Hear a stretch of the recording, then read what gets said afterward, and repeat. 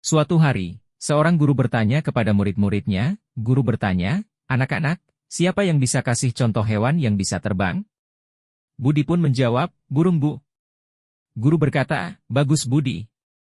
Ada lagi? Lalu Siti juga menjawab, kelelawar bu. Lantas si guru merespon, pintar Siti. Ada lagi yang lain?